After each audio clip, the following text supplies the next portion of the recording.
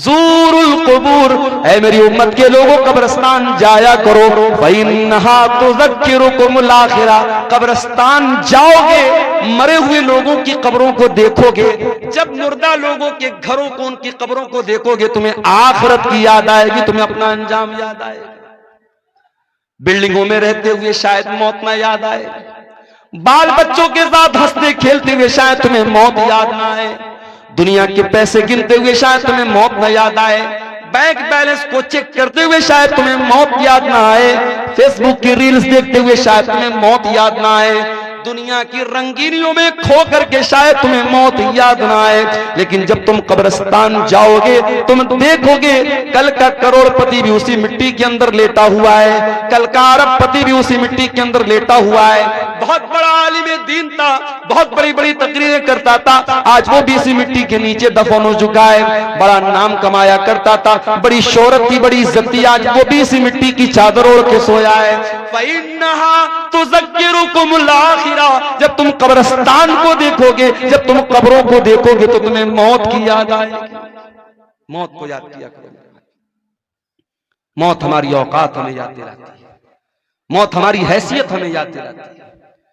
इंसान को जब ये लगने लगे इस दुनिया में मैं सबसे ज्यादा सुप्रीम हूं, मेरे ऊपर कोई ताकत नहीं, कोई पावर नहीं है, मैं सबसे बड़ा पावरफुल हूं, मौत आकर के बता देती है कि इंसान तू किस खेत की मूली है। बहुत बड़ा बादशाह था फिरौन, बहुत बड़ा बादशाह था फिरौन, इतना बड़ा बादशाह था कि अल्लाह ताला का मजाक उड़ाता था। मूसा अलैहिस्सलाम से कहता था कि ऐ मूसा तू क्या मुझसे बात करेगा, ऐ मूसा तू क्या मुझसे बात करेगा, अरे तेरी जुबान में तो लुकनत है, तेरी जुबान में लड़खड़ाहट है, ऐ मूसा तू मुझसे बात करने के लायक नहीं है। मूसा का मजाक उड़ाया, अल्लाह के नबी का मजाक उड़ाया, उसने तो अल्लाह का भी मजाक उड़ाया, कहा कि ऐ हामान मेरे लिए महल बना दे, सीढ़ी लगा दे, मैं जरा झांक करके देखूं कि मूसा का रब कैसा है, मूसा का अल्लाह कैसा है। उसने अल्लाह का मजाक उड़ाया, उसने मूसा अलैहिस्सलाम का मजाक उड़ाया, उसने यहां तक कहा हाज़िल अनहारु तजरी मिन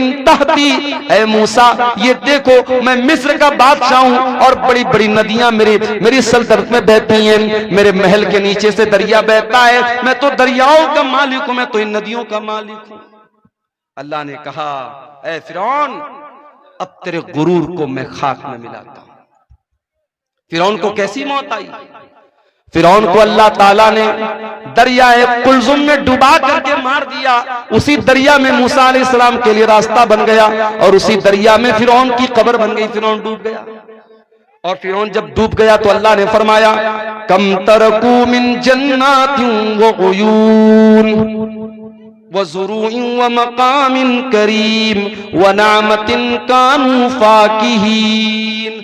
देखो जरा फिरौन कितने बड़े बड़े महल छोड़ के गया था, कितने बड़े बड़े बागात छोड़ के गया था, कितने अच्छे अच्छे मकामात छोड़ के गया था। कज़ालिका व औरसनाहा कौमन आखरीन, आज फिरौन के महलों का हमने किसी और को वारिस बना दिया। महल फिरौन का है, बाग फिरौन का है और उसकी नहरें फिरौन की है, लेकिन आज फायदा उठाने वाले और लोग हैं।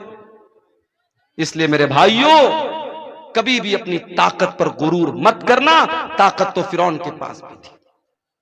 कभी अपनी दौलत पर गुरूर मत करना।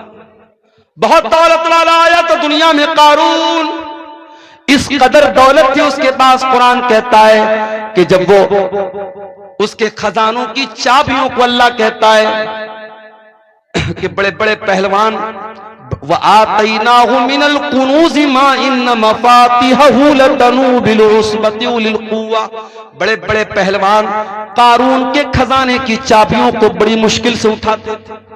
खजाना नहीं, खजाने की चाबियों को, खजाने के ताले की चाबियों को बड़े बड़े पहलवान बड़ी मुश्किल से उठाते। इतनी दौलत थी कारून के पास। जब वो सज धज करके निकलता था कौम के लोग ठंडी सांस लेकर के कहते थे काश हमारे पास भी इतनी दौलत होती।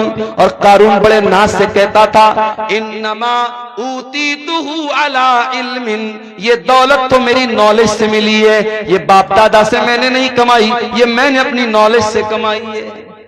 क्या अंजाम हुआ कारून का? कारून जो अपनी दौलत पर बड़ा नाज करता था, जो अल्लाह को नहीं मानता था, जो आखिरत को नहीं मानता था, फखसफना बिही व बिदारिहिल अर्दा, अल्लाह ने कारून को भी जमीन में धसा दिया, उसके सारे खजाने को, सारे महल को जमीन में धसा दिया। मेरे प्यारे साथियों, कभी अपनी दौलत पर भी गुरूर न करना। गुरूर का अंजाम बड़ा बुरा होता है और मौत आकर के इंसान के गुरूर को खाक में मिला देती है।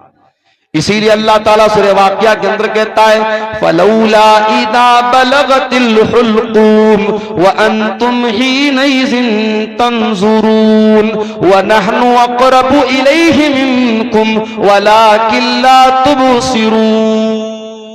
मेरे बंदो, जब जान निकलने का टाइम आता है, जब रूह निकलने का टाइम आता है और तुम देखते हो तुम्हारा करीबी इंसान मर रहा है, तुम्हारा बाप मर रहा है, तुम्हारी माँ मर रही है, तुम्हारी बीवी मर रही है, तुम अपनी आंखों से मरता हुआ देख रहे हो, लेकिन तुम कुछ नहीं कर सकते। फलौला इन कुंतुम गैर मदीनीन तरजिऊनहा इन कुंतुम सादिकीन। अगर तुमको ये लगता है कि तुम्हारे ऊपर किसी का कंट्रोल नहीं है, किसी का पावर नहीं है, किसी की ताकत नहीं है, तो जरा तुम मरने वाले को मौत से बचा करके दिखा दो। मरना तो है मेरे भाई, और मौत आएगी, हम बच नहीं सकते, बच नहीं सकते हैं। हम शीश महल में भी जाके अपने आप को कैद कर लें, अल्लाह कहता है युद्रिकुमुल मौत वलौ कुंतुम फी बुरूजिम मुशय्यदा। अगर तुम शीशा पिलाई हुई दीवार, अगर तुम लोहे को पिघला करके दीवार में पैक कर दो अपने आप को, वहां पर भी तुमको मौत आएगी, मौत का फरिश्ता वहां भी तुमको आकर के तुमको पकड़ लेगा। तुम अल्लाह की पकड़ से नहीं बच सकते मेरे भाई।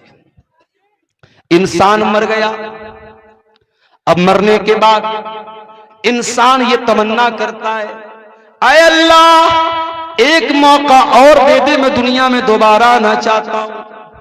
किस लिए आना चाहते हो? क्या बिटिया की शादी करना बाकी था, शादी करने के लिए आना चाहते हो?